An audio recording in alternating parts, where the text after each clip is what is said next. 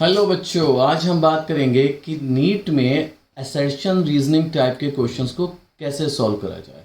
Most of the student को problem आती है कि भाई असर्शन उनको समझ में आ जाता है, रीज़न उनको समझ में आ जाता है, प्रॉब्लम आती है कि whether the reason is the correct explanation of assertion और नॉट।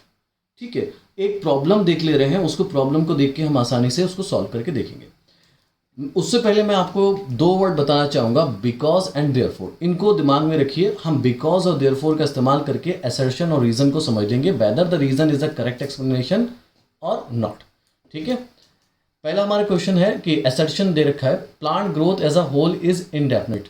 ठीक है ये बात तो, असर्शन तो बिल्कुल करेक्ट है, तो हम यहाँ लिख देते हैं assertion is true. And let's read the reason. Reason कह रहा है plant retain the capacity of continuous growth throughout the life. ये भी बात सही है, प्लांट रिटेन करता है capacity of continuous growth throughout the life. अब यहाँ पर हम देख रहे हैं, कह रहा है कि प्लांट की जो ग्रोथ है वो इंडेफिनिट है। ठीक है, एज अ होल देखा जाए तो हम वर्ड कौन सा इस्तेमाल करेंगे, हम दोनों वर्ड को लगा के देखेंगे। पहला हम लगा के देखते हैं बिकॉज। ठीक है, बिकॉज तो इस असर्शन को शुरू से पढ़ते हैं। Plant growth as a whole is indefinite because plant retain the capacity of continuous growth throughout their life ना।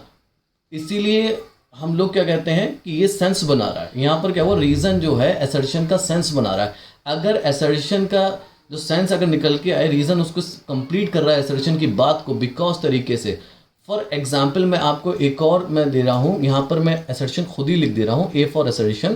ठीक है, सो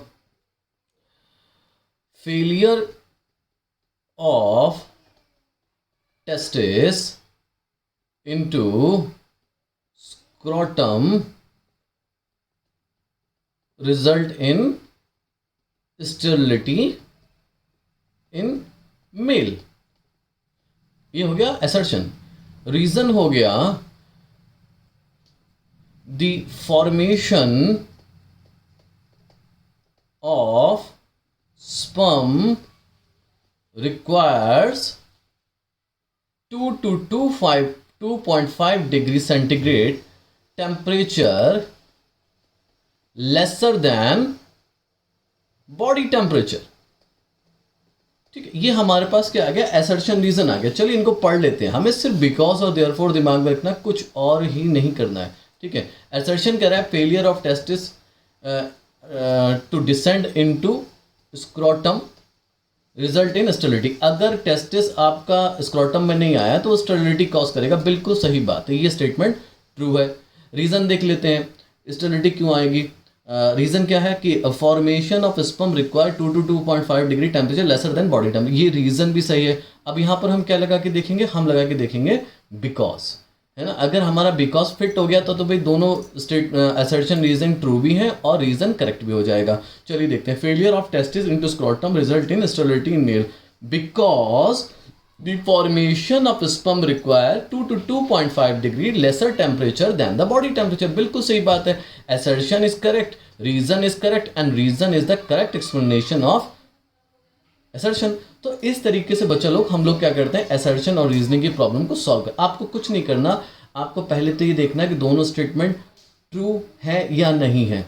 अगर ट्रू है तो उसमें आप लगा के देखेंगे बिकॉज और देयरफॉर। अगर बिकॉज आपका लगाने से रीजन असर्शन का सेंस बना रहा है तो then option A will be the answer. Alright, चलो थैंक यू। ऐसे ही ट्रिक्स के साथ अगली बार फिर मिलेंगे।